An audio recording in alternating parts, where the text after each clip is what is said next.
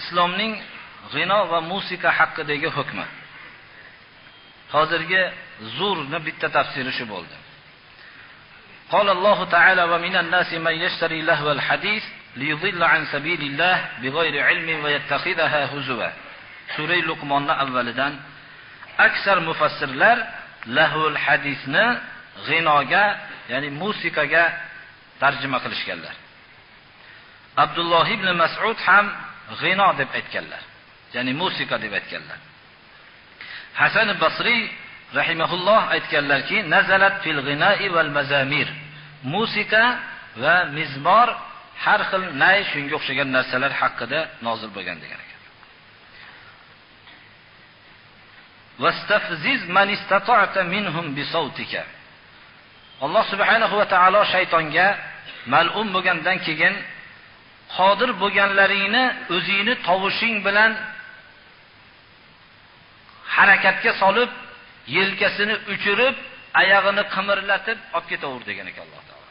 Ya'ni shuni tafsirda g'ino va mazomir, vastafziz istifzoz deganning ma'nosi oyog'ini qimirlatib, yelkasini uchirish. Shu beqaror qilib, turolmaydigan qilib, o'zingni tovushing bilan olib ketaver, seniki bu degan ekan. Ya'ni bundan murod g'ino va mazomir, shuni tafsiri bo'lgan.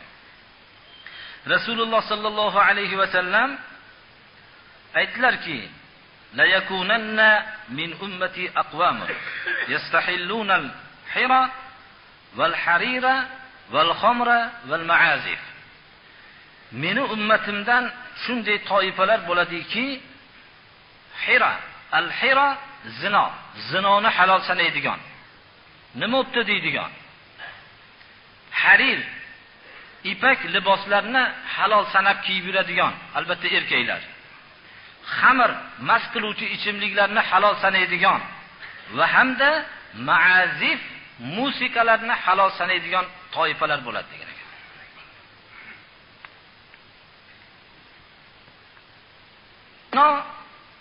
Bu musiqalarning zarari, birodarlar. Bu mast qiluvchi ichimlikni zararidan kattaroqdir, birodarlar. Mast qiluvchi ichimlik insonni jasadini ishdan chiqarsa, bu musiqalar insonning ruhini ishdan chiqaradi. Inson mast qiluvchi ichimlik bilan jasadi mast bo'lsa, bunday musiqalar bilan uning ruhi mast bo'lib, o'zidagi shiddat, rujulat yo'qola boshlaydi.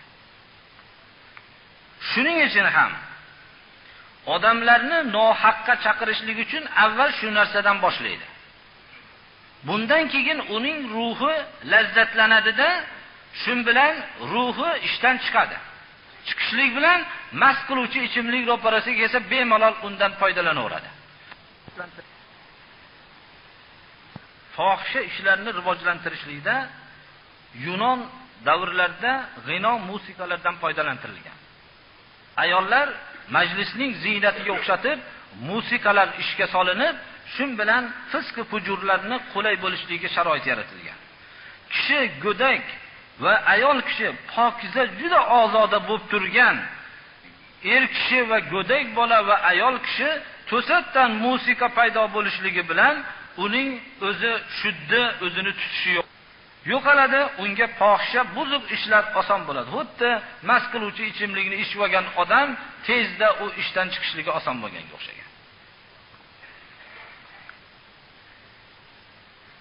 Bunga birodarlar, bu san'at, u narsani tushunish, boshqa degan narsalar bu insoniyatni oxiri borib turib musiqa shu darajadagi yetkazadiki, hatto uxlolmay ham qoladi shu musiqani eshitmasa.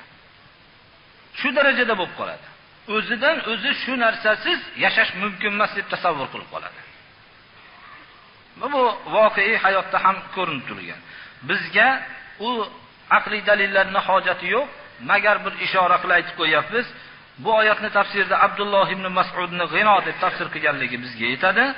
Hasan al-Basrining g'ino va mazomir deb haqida nozil bo'ldi degan so'z yetadi va Rasululloh sallallohu alayhi vasallamning Imom Buxoriy rivoyat qilgan hadislarda va Abu Dovud sunanlarida keltirilgan hadis, hozirgi o'qib berilgan hadis bizga yetadi, birodar.